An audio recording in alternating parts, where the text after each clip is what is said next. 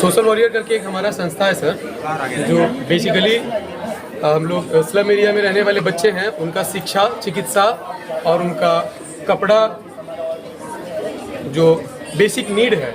इन चीज़ों पे ध्यान देती है। जैसे स्लम एरिया में रहने वाले बच्चे कुछ ऐसे मूर्तिकार के बच्चे जैसे हैं, तो मूर्तिकार जो है एक सीजनली वहाँ रहते हैं बिहार में कि हाँ 3 महीना रहे 4 महीना, तो उनके बच्चे स्कूल नहीं जा पाते हैं। उस स्थिति में वैसे बच्चे स्कूल नहीं जाते हैं तो वो शिक्षा से वंचित रह जाते हैं। तो वैसे बच्चे को हम लोग शाम में जो हमारे पास हमारा 300-400 लोगों का एक ग्रुप है,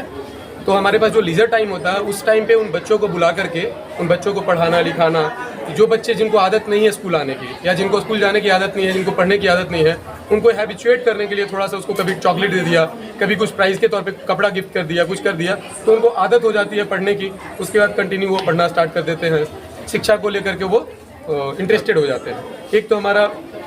है एजुकेशन का, बता दिया मैंने। सेकेंड है हमारा कि स्लम एरिया में रहने वाले जो भी है, जहाँ पे भी लगता है कि वहाँ भूखे लोग होंगे, तो हम लोग क्या है, पटना में जितने भी कैटरर हैं, मैक्सिमम कैटरर से हम लोग या होटल वाले से कोऑर्डिनेट करके रखते हैं, और वहाँ पे कोऑर्डिनेट उनसे खाना जो उनका बच जाता है तो हम लोग को फ़ोन कर देते हैं। फ़ोन करने के बाद वहाँ से खाना कलेक्ट करके, और जो भी नीडी जो प्लेस है जहाँ पे लगता है कि मुझे वहाँ भूखे लोग होंगे, वहाँ पे जा के वो खाना को डिस्ट्रीब्यूट कराना। तीसरा है क्लॉथ ड्राइव होता है, जैसे कुछ पाउस एरिया है जहाँ पे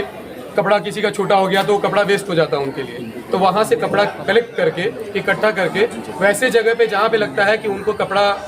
मुश्किल से मिल पा रहा होगा या नहीं मिल पा रहा होगा, वैसे जगह पे कपड़ा डिस्ट्रीब्यूट करना। या फिर प्लांटेशन ड्राइव होता है हमारे पास, अगर किसी ने प्लांट अगर डोनेट किया, प्लांट अगर हमको किसी ने दिया 100, 400, 500 जो भी प्लांट है करके वो प्लांट लगाना।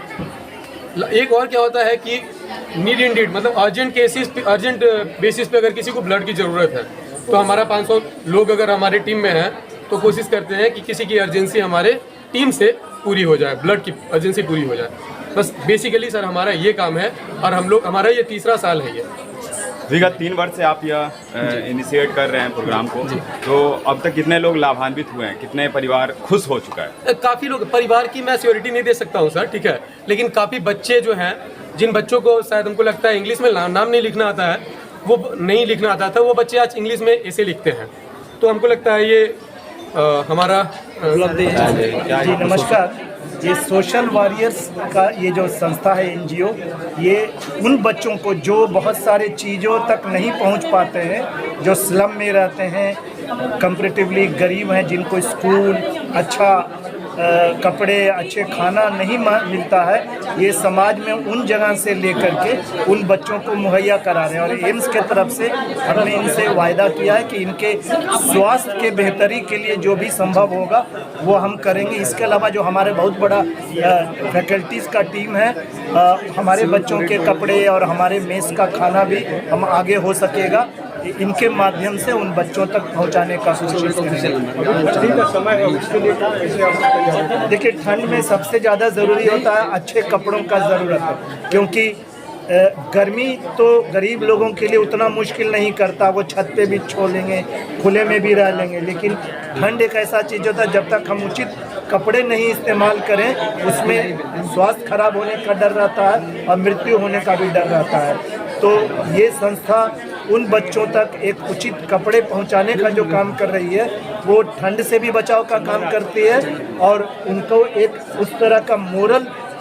बूस्टअप भी करता है कि वो भी और वो बच्चे भी बहुत अच्छा काम करने, उनमें जो प्रतिभा है उसको भी ये विकसित करने में सहयोग कर रहे हैं। संस्था के माध्यम से समाज में क्या संदेश? संस्था के माध्यम से समाज को ही संदेश देना चाहेंगे कि किसी भी व्यक्ति का कोई भी दिया हुआ काम कम नहीं होता है, और ये संस्था के लोग जो सबसे बड़ा योगदान कर रहे हैं वह समय के हिसाब से, मतलब समय का योगदान कर रहे हैं, जो जीवन में सबसे कीमती चीज़ है।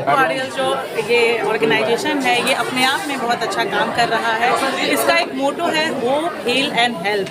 तो सबसे पहले मैं बता दूं कि मैं इसे 2 साल से जान रही हूँ और मैं इसके साथ हमेशा काम करते रही हूँ। हर जो डे हो या कोई सेलिब्रेशन हो, मैं यहाँ आती हूँ और इनके जितने भी सेंटर हैं उस पर मैं कई बार जाकर के विजिट कर रखी हूँ। मैं जब जाती हूँ तो ये बात सही है कि छोटे छोटे बच्चे जिसमें ये उम्मीद नहीं होती है कि मैं कुछ करूँगा या मैं पढ़ भी पाऊँगा, वो बच्चे आज पढ़ रहे हैं। उनको उनके मन में ये होप है कि हम भी समाज के लिए कुछ कर सकते हैं, हम भी अच्छा कर सकते हैं और बड़े होकर कुछ बन सकते हैं। तो ये सबसे बड़ी बात है कि जो वर्ग के वैसे लोग जो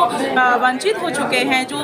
जिनके पेरेंट्स ये सोचते हैं कि हम अपने बच्चों को नहीं पढ़ा पाएंगे, वहाँ पे ये सोशल वर्कर बहुत अच्छा काम कर रहा है, बहुत ही श्रेष्ठतर काम कर रहा है।